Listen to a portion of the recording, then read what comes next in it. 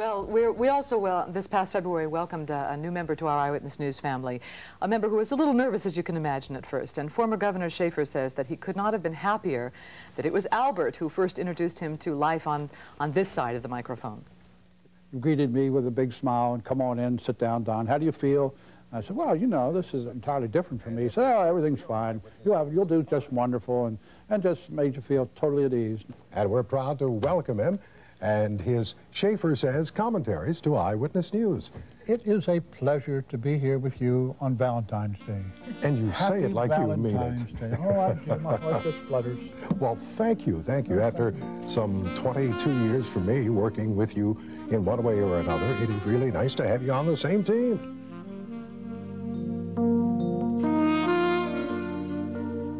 Denise Cope loves to garden. Al Sanders doesn't. Al likes bowling and trains. Denise prefers skiing and bicycles. Denise is a fan of show tunes. Al, cool jazz. But as different as they are apart, when Al and Denise get together, they have a delightful way of attracting the most loyal following of any news team around. What a combination. There's only one Al and Denise. There's only one Jay-Z.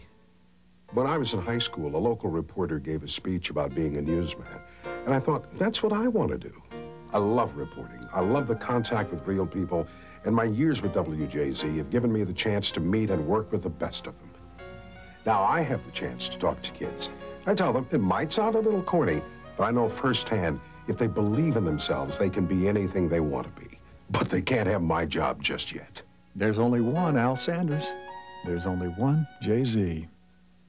The hard-working tugs of Baltimore, pulling the world within reach, and every day continuing a great tradition. The people, the pride, all part of Baltimore.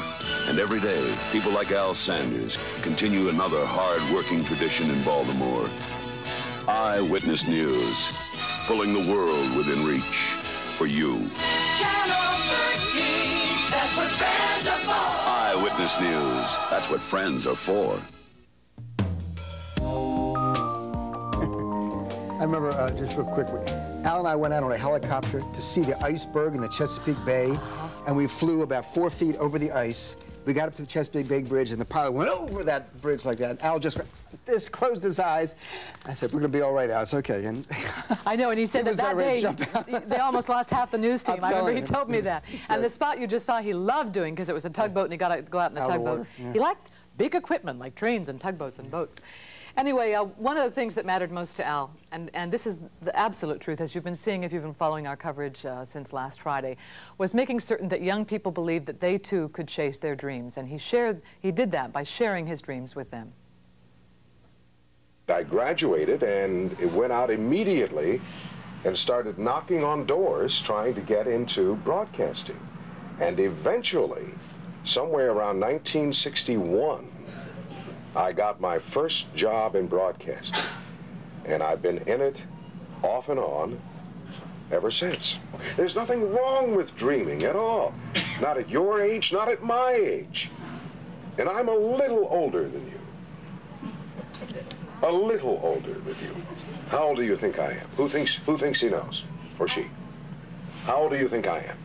46. 46. I'm coming down to shake your hand.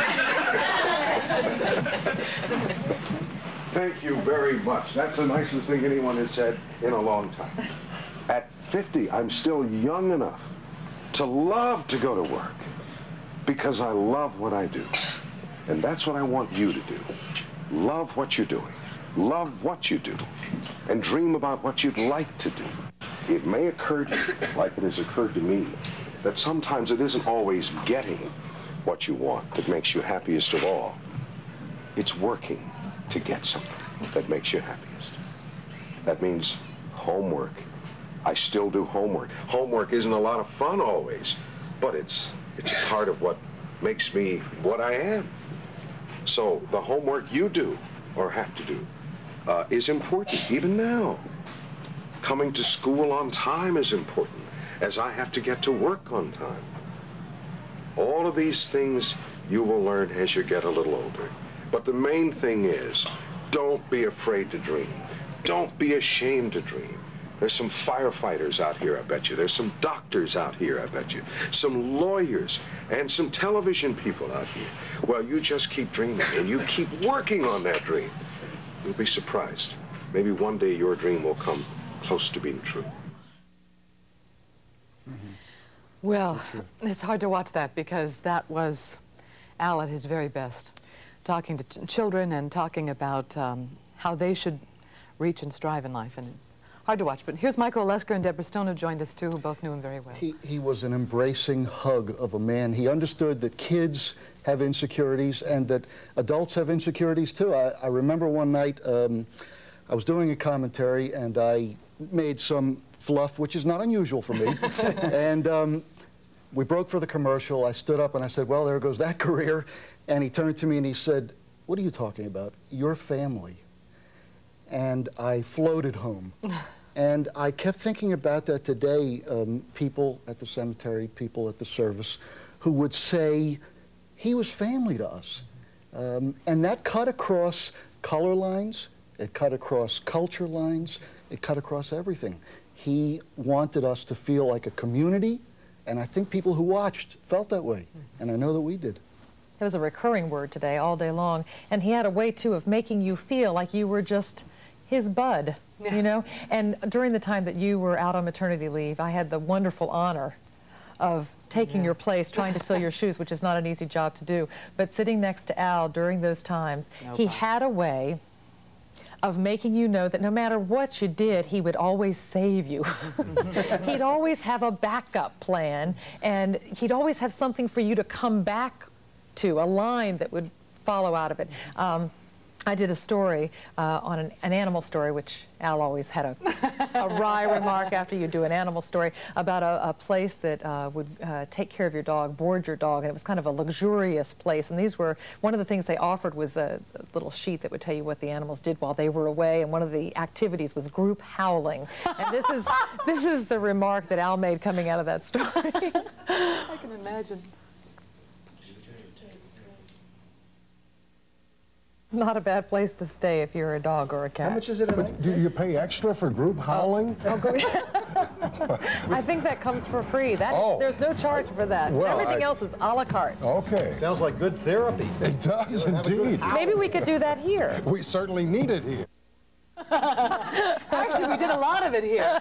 We did a lot of howling and yelling here. Yes. I was thinking today, I probably shouldn't do the real version. You guys know the real version on the night team, and you probably do too, but I was thinking people used to joke, you know, that Al and I were like the Bickersons. They go, oh, stop that, didn't we, Harriet? Because he and I would always go to each other, you know, and at Nag, I used to tell his wife, Ruth, don't you worry about him, because when he's at work, I'm making sure he does everything right. And I used to always go, Albert! And he'd go, what? Like I was driving him crazy. And I thought of him today at the funeral because you gave such an eloquent speech, but I had pictures of him doing the thing that he always did when he imitated you. Would go, he'd imitate Denise and he would go,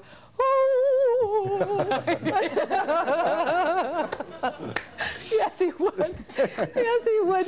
I can be a little dramatic sometimes. And he was the first one to check me on it. And I do have a horrible singing voice, and those people who are in the room with us now from the night team know that I would sing a lot. Sure. And he would tell me to shut up a lot. And I didn't blame him.